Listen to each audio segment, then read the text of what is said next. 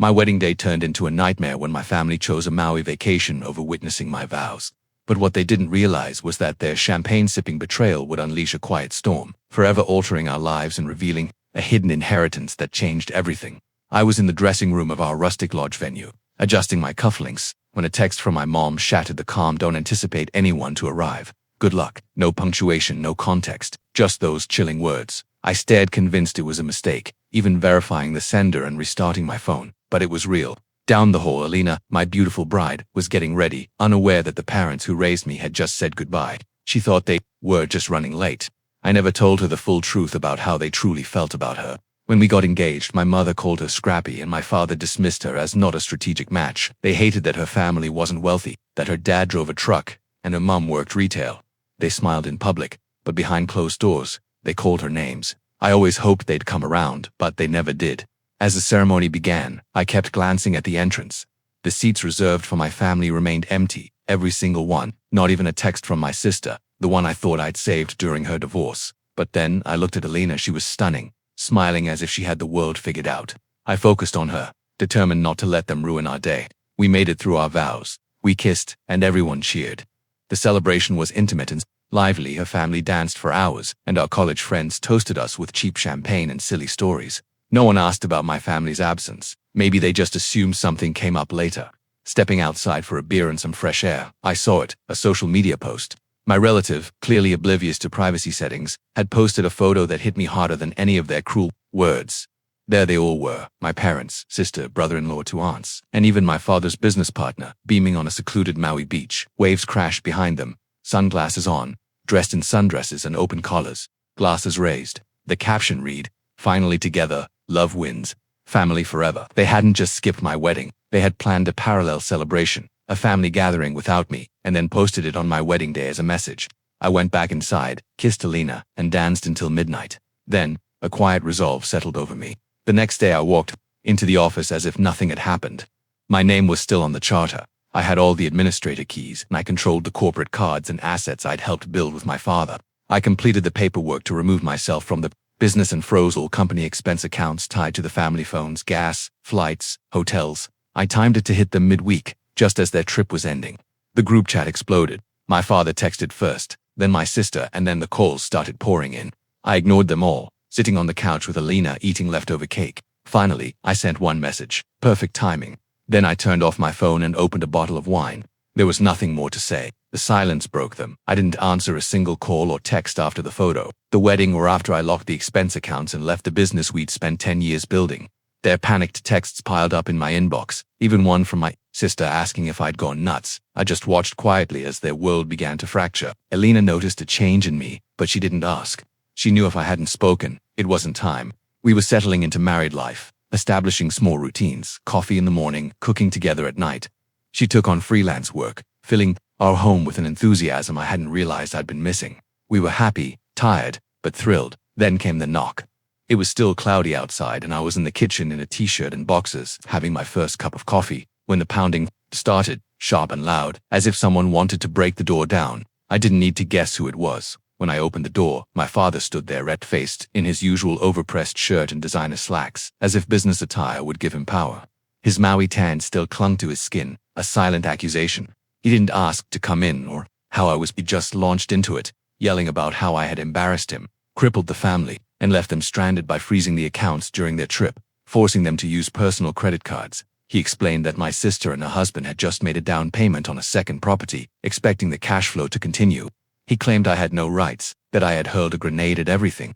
I stood there, calmly drinking my coffee. When he paused for breath, I stated, "I gave you every chance. You made your choice." Something shifted in him then. His fury turned bitter. He accused me of being emotional, of making a scene out of nothing, saying that missing one event wasn't worth breaking the family apart. He kept referring to it as a difference of opinion, as if their actions were unplanned or without consequence. He claimed I owed him, that he had built the corporation from nothing, given me the tools for success, and that I was nothing without him. That's when I realized we'd never speak the same language. I calmly informed him that the charter amendments were final, that the controlling firm now held my shares and wouldn't reverse any decisions without payment. If they wanted the business back entirely, they could buy it at market value with cash, up front. I told him the cards weren't coming back, and the sales plans, company car leases, and trip accounts were all suspended indefinitely. He asked what I expected them to do. I said, figure it out. Then I shut the door. He stayed there pounding again, calling my name and making threats I'd heard before. I didn't open it. I sat back down, finished my coffee, and looked through our wedding photos. Not one of them featured my family, yet they all radiated joy. Later that afternoon, I called my attorney and established a firewall around the rest of my financial interests. I disabled every shared access point, removed every family member from my personal accounts, and canceled the autopay for the secondary property my sister had recently moved into, the one she used my name to secure. They had been living off me for years without realizing it, accustomed to everything appearing: trips, investments, bailouts. I had discreetly kept the wheels turning while they posed on beaches, whispering about Alina not being our kind of people. Now the gears were grinding to a halt, and they could feel each spin slowing down. It started small with a few payment errors. The company's shared car lease failed first. I knew because the dealership, out of habit, called my personal number. Then a vendor flagged an overdue invoice, emailing the company account I was still quietly monitoring. The office building then delivered a notice about late rent. I said nothing, just watched them scramble. I saw it all in the group chat. My sister begging someone to pay the lake house electricity bill this month, my father responding with vague assurances, my aunt chiming in, reporting her card was denied while trying to book a trip to Scottsdale, my relative asking if the corporation still paid his insurance. No one was getting real answers, and they still hadn't uttered the one thing I longed to hear. There was not a single apology. Instead, they acted as if something had happened to them, as if I had vanished without cause, as if I hadn't spent a decade quietly managing the financial strings everyone took for granted. I was the one who set up the tax shelters, real estate, trusts, and expense pipelines. They never understood how anything worked. They just used the cards, signed the paperwork one provided, and assumed the list was unlimited. Then came the mortgage problem. My sister and her husband had bought a new home in a suburban subdivision, a big place with a gleaming lawn and 3 bathrooms. I had quietly co-signed a year ago when we were still speaking. She never asked directly, just wailed about not being authorized, and I filled in the blank. It seemed like the right thing to do at the time. With the accounts frozen and her income suddenly under scrutiny, the bank flagged the arrangement. The terms fell apart. They couldn't meet the new deposit time frame. I received the email because, legally, my name was still on the contract until I had it removed. It was a satisfying call. The loan officer asked if I was still interested in financing the property. I told him, no, not anymore. Then my sister called me after being completely silent since before the wedding. No congratulations. No, we're sorry we missed it. No acknowledgement. She simply said, you can't do this to us. US. I didn't even respond. I just let it ring and blocked the number. That night, Alina and I ate dinner on the couch, watching reruns with her head on my shoulder. She still didn't know everything, but I didn't think she needed to. What mattered was that we were good. We were building something real. I heard from our old accountant, a man I liked who always kept things straight. He said the quarterly reports were a catastrophe and wondered if I had truly disabled all access. I said yes. He paused, then said, I wondered when you'd finally stop carrying them. That stuck with me, because he was right. I had been carrying them for years, quietly, completely, without resentment, until they made it impossible to ignore the truth. And now, I was simply letting go. The silence began to transform into something else. No apologies, no regret, just quiet calculations behind closed doors.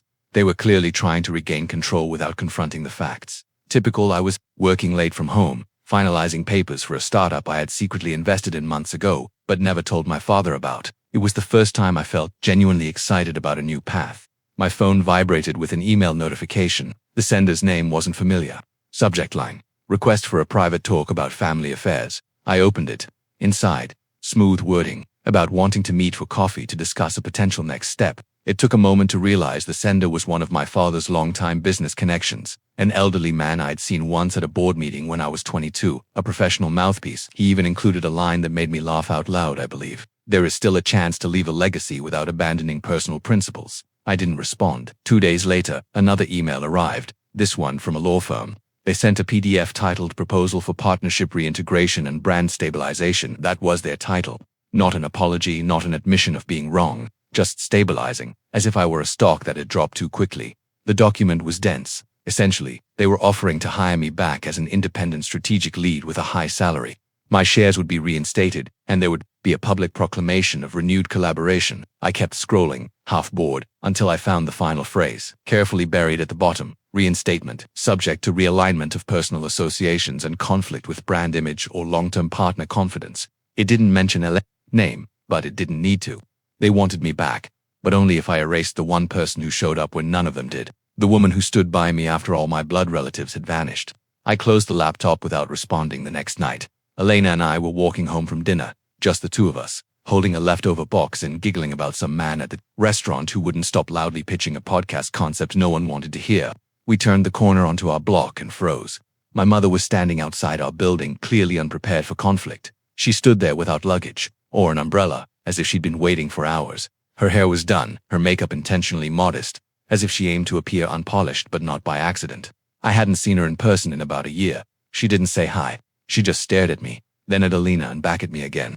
I came alone, she explained. Your father doesn't know I'm here. I didn't respond. She went on about wanting to improve things, that it had gone too far, that the business was failing, that no one was communicating, and that it was past time for someone to behave like an adult.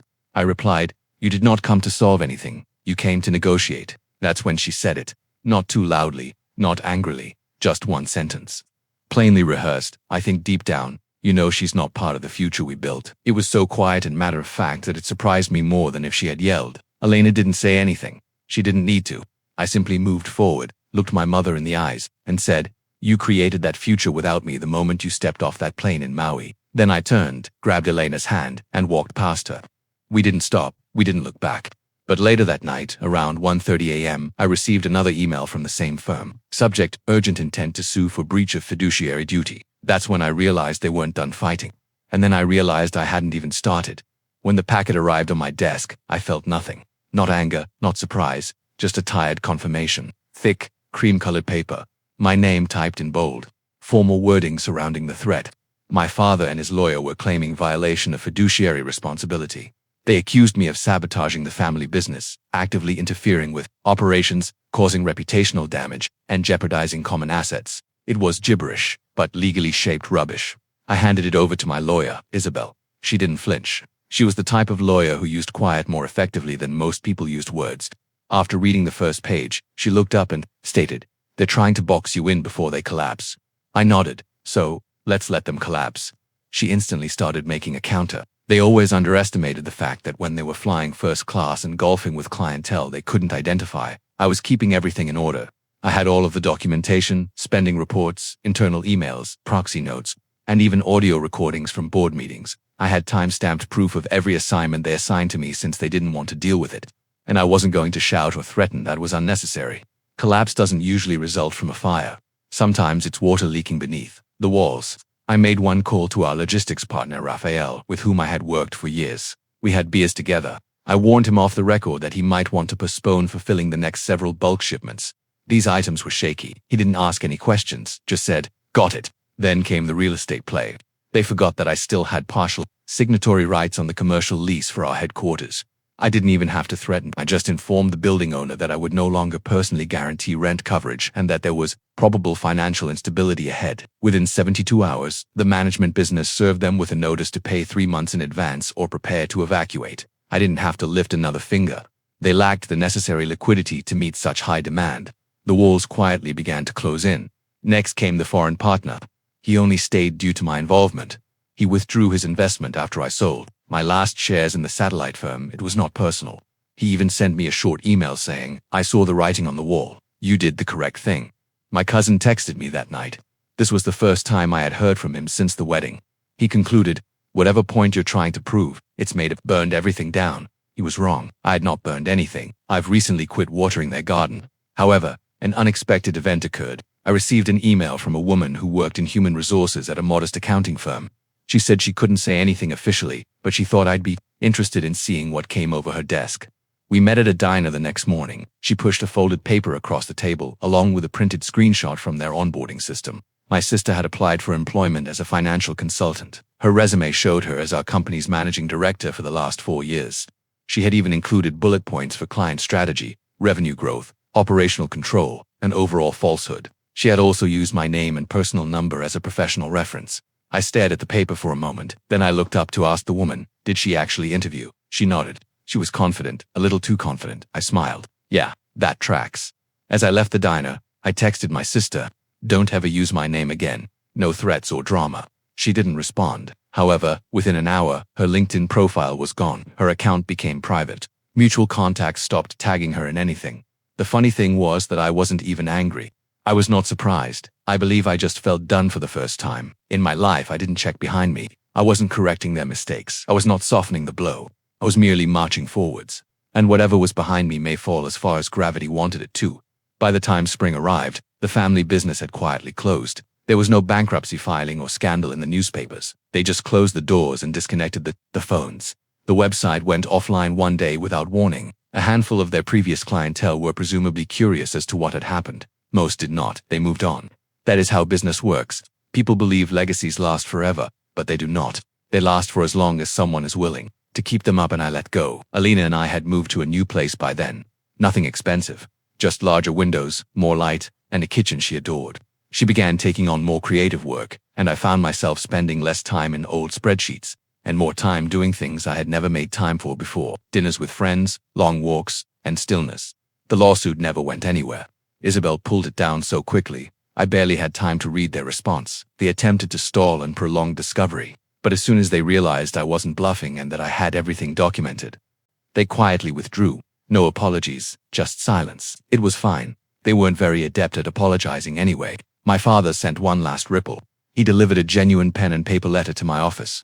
No return address or date, just a rambling collection of excuses, nostalgia, and a distorted view of our past. He described the early days when we drove out to distribution locations in the middle of nowhere, how we created something from nothing.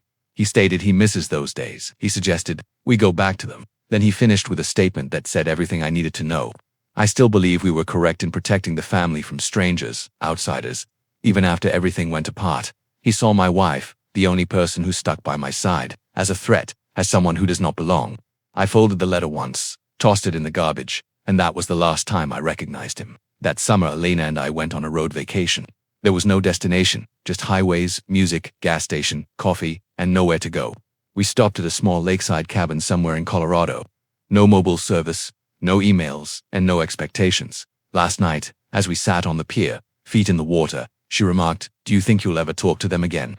I did not respond right away. I continued, "I think they already said goodbye. They just didn't realize it, because the truth is, the day they chose that beach over my wedding, they made the cleanest break they ever could have. They handed me freedom in the ugliest wrapping possible. I unwrapped it, I utilized it, and I did not look back. I walked away over a year ago. There is no contact, no updates or drama, only distance. For a while, I assumed that was the end of it. A clean break. Elena and I were building a tranquil life on the ashes of whatever that family once was. I hadn't realized something was still out there, something quietly circled back. It began with an email, not from any of them. It came from a man named Julian Heller. I didn't recognize the name at first, but when I read the message, everything came to a stop. Julian worked as an associate at a Boston law firm where he was in charge of a private trust for my grandfather's fortune. My grandfather was the only person in my father's family who ever treated me like I was important. He died 10 years ago. I assumed that all he had went directly to my parents. It turns out it didn't. Julian indicated that certain assets had been placed in a secondary trust and locked until my 35th birthday. They were part of a contingency plan put in place by my grandfather following a disagreement with my father. I had no idea this existed. He never spoke about it. However, according to the documents Julian attached, he did not trust what the family had become. So Dad included a stipulation stating that if I was no longer actively involved in the family business and had severed financial links by a particular date, I would inherit the entire trust. And here I was, clean, detached, and just barely 35. I emailed the data to Isabel, who confirmed everything within a week. It wasn't only about money. There were homes, stocks, even a storage facility filled with artwork that I had no idea we owned. I stood in the middle of that warehouse one afternoon, staring at a canvas worth more than my first apartment, and realized how little I knew about my own history, what my grandfather was attempting to protect me from, and what he predicted before. Alina remained speechless when I told her. She cried a little. She didn't care about the money because, for the first time, it felt like someone from that family had done something for us rather than against us.